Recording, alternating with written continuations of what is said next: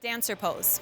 A beautiful standing pose with a lot of really awesome variations. Now I'm gonna make it tricky for us, okay? So pay attention because there are a lot of ways to do this where it looks really nice, but it's not as difficult for your body, okay? So we're gonna really work on not necessarily what's hard, but what is the safest way for your body to do this pose. So we're gonna start with feet together, standing tall. I'm bringing the weight, you can do it either way, but I'm gonna start by standing on my left foot, lifting up the right. Right foot goes back behind me as I bend the right knee. And notice that I'm trying to keep my knees together. I'm not coming way out. I'm not bringing the knee forward, nothing like that. Knees mostly stay together. And with my right hand, I reach back for the inside arch of my right foot. Grab that inside arch. And of course, if you're working up to dancer pose, this is a great place to start because balancing on one leg can be difficult in and of itself. Now with the left arm, I like to reach up because it helps me remember to stand tall. And I'm going to pivot from the hip.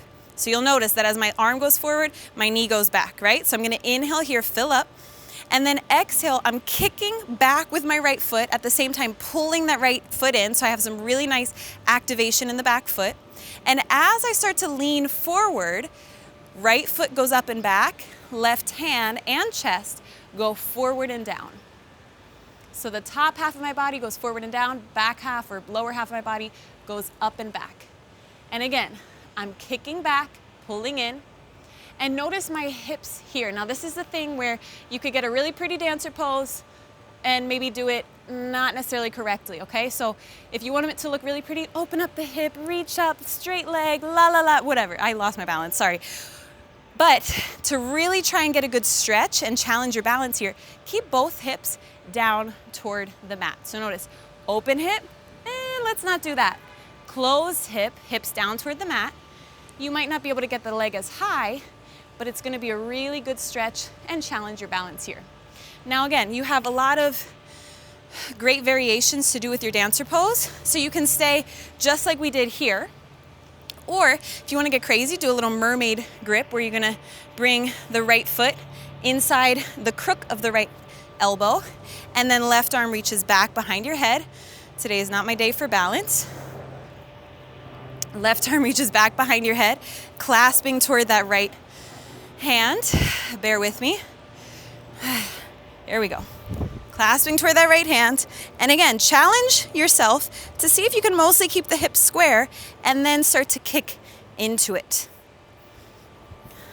Fun way to challenge the balance there. You can also work toward a flipped grip, which is a great time to practice with a strap. So whichever foot you had lifted, in my case, right foot, I'm gonna step on the strap, crisscross, and then with the standing leg, step through, over and through. And then I'm gonna bring that right foot back behind me, just like I did before, except this time my hands are on the strap. And I'm gonna start to lift that right leg up. Elbows come up and toward each other, and I'm gonna work my hands down the strap at the same time leaning forward. Remember, chest goes down, leg goes up. And this is a nice way to get some shoulder openness. And again, some more balance. And keep thinking of kicking that leg back and up. Try not to slingshot out of it like I just did, right? But just think, we're going into it in a really slow and controlled way and try to come out in the same way. So however you do your dancer, whatever dancer you like best, remember, hips square to the mat and active kicking and pulling in the back foot. So kick back with the foot, pull in with the hands. Good luck with your dancer pose.